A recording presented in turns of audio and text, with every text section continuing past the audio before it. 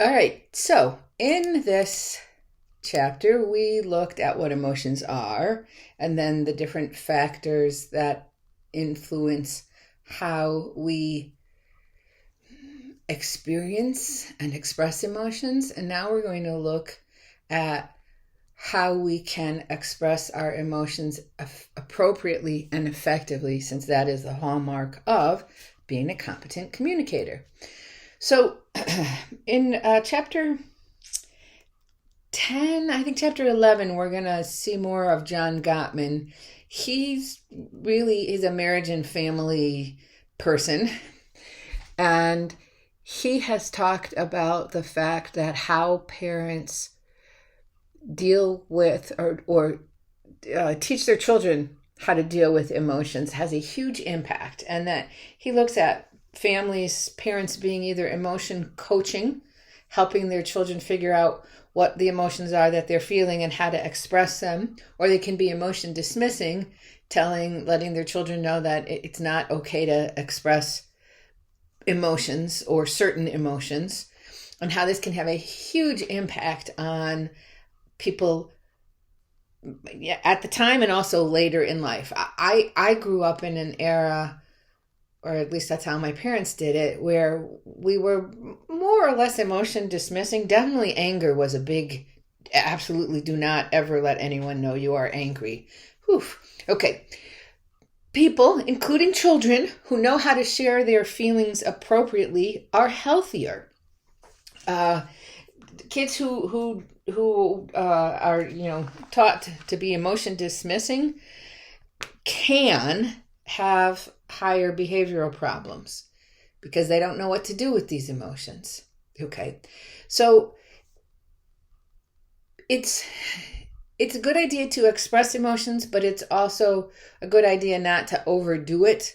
Like, we all have been in situations where we felt extremely angry, but if we were to just like rage and beat a punching bag or, I don't know, kick something, that could be very bad, because they said a 5-minute episode of anger can impair your immune system for more than 6 hours. That's pretty bad. Okay, so obviously the key is to learn to express our emotions constructively. And what we will do is look at 6 suggestions for what we can each do to express our emotions effectively. And as we go through this, I want you to think about, do you do this? Do you do this well, or is this an area that you could stand to work on? So, first thing you have to do is to recognize your feelings. Not just that you're feeling something, but it is crucial to be able to identify the emotion or emotions that you are feeling at the time. Well, and how do you do this? Well, obviously you pay attention to the situation that you're in, and then you can pay attention to what's going on physiologically and non-verbally. Now, you might not know that your blood pressure is up, but you can sometimes you can actually tell that your heart is beating faster. You can feel it racing.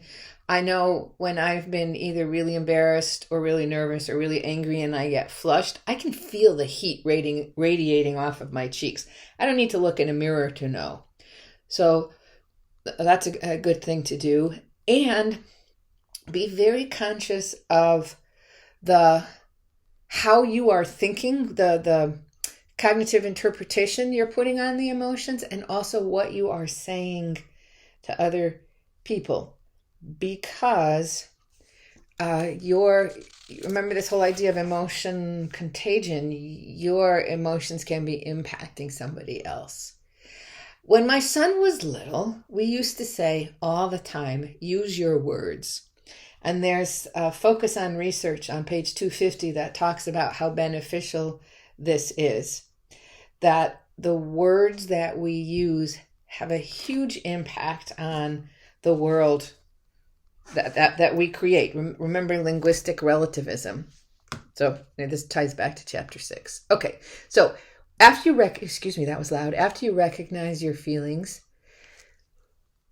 what are you gonna say? So you have to choose the best language, and there is a humongous chart on page 252 with Many, many, many emotion words. In fact, the textbook says many of us suffer from impoverished emotional vocabularies. We all suffer maybe from a little bit of alexithymia. If I asked you to sit down and write all the emotions that you could think of, and then go to that chart, were these all words that you came up with? And obviously, this is not, the sum total of all the words that could be used. They always list the word tired, and I'm not convinced that tired is an emotion. I always think of it as a physical state, but that's something we can talk about. So, you are in a situation, perhaps, and you want to let someone know how you're feeling. Try using a single word, but use a single word that is very accurate. Remember before I said instead of saying I'm a little angry, well, the single word would be annoyed or frustrated, or instead of saying I am really, really, really angry. Well, what is really, really, really angry? So you'd say I'm furious. Okay. What else you could do is you could describe what is happening metaphorically. Let's see. Yeah, people will say my stomach is tied in knots, or I don't know. I could walk on air. Right? You could describe what you'd like to do. You could say, I'd like to punch you in the nose, which is probably not a good thing to do. I want to run away. Okay.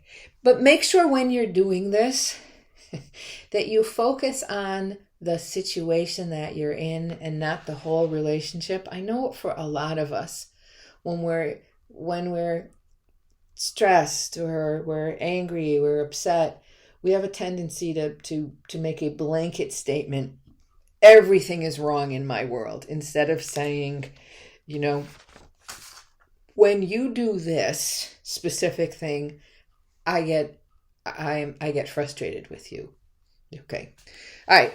So, well, what if one word isn't enough? Maybe you're feeling more than one feeling at the same time. Your best friend, you've been friends with them for years, and they say to you, I just landed the dream job, the one I've been talking about to you for 2 years, and I'm moving to California. Well, how do you feel? You are thrilled for this person, and you're sad because you're going to miss them, and you might even be a little jealous because they've got something that you don't yet have, and that's a jumble. So it's actually very common to experience several emotions at the same time. But it's also very common, very typical for us to communicate only one of those feelings. And the one that we communicate is usually the more negative one. So I know it takes more words, but you could say to somebody, your friend, I am so thrilled that you got this job. I know how much it means to you. And I'm so happy for you, and I'm sad that you're going to be so far away. All right. The fourth one is recognize the difference between feeling and acting. Just because you feel a certain way doesn't mean you have to act out on this feeling, especially anger. Remember that 5 minutes of an angry episode can lead to 6 hours of immune issues. Okay. So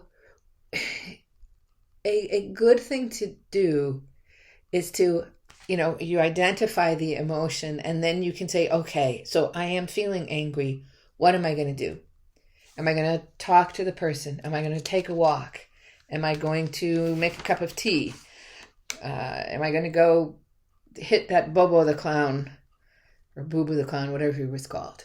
Okay. Number 5, we all must accept responsibility for our own feelings. Remember in chapter 6, we talked about using I language instead of you language. And we will talk about this much more as we get on in this chapter, that there's something called the fallacy of causation, where we think that, have you ever said to someone, you make me crazy, you make me so angry, or even you make me so happy?